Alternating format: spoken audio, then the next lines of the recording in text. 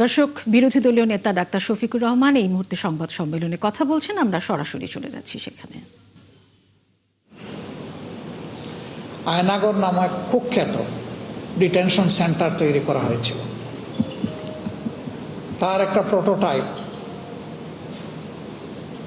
জুলাই মিউজিয়ামে স্থান পেয়েছে। সেখানে গেলে ওটা দেখা যাবে। আয়নাগরে যারা ছিলেন তারা ভিজিট করে সাক্ষী দিয়েছেন যে ওরকমই তারা ছিলেন। আনথিঙ্কেবল, ভাবা যায় না। কবরের মতো একটা জায়গায় বের হওয়ার কোনো উপায় নেই, আলো বাতাস নেই।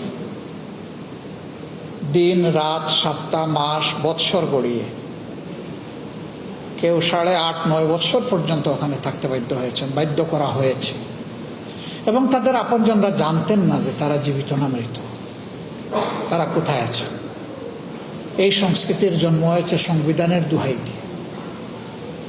এই জন্য অতি গুরুত্বপূর্ণ হয়ে পড়েছিল সাংবিধানিক বা সংবিধানের যে কাঠামোগুলো এই ফেসিবাদকে সমর্থন দিয়েছে, সুযোগ তৈরি করে দিয়েছে ব্যবহার করা, তার একটা বড় ধরনের সংস্কার সাধন।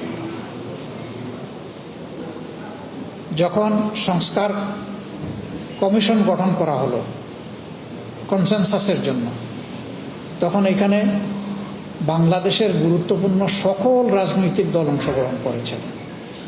আমরা ছোট বড় বলে কোনো কাউকে দেখি না, আমরা বলবো সম্মানের সাথে গুরুত্বপূর্ণ সকল রাজনৈতিক দল।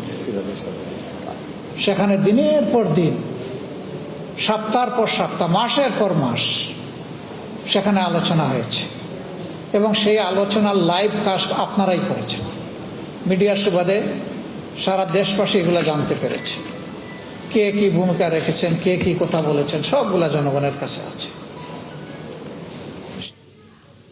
দর্শক, কথা বলছিলেন বিরোধী দলীয় নেতা ডাক্তার শফিকুর রহমান। আপনারা সরাসরি দেখছিলেন।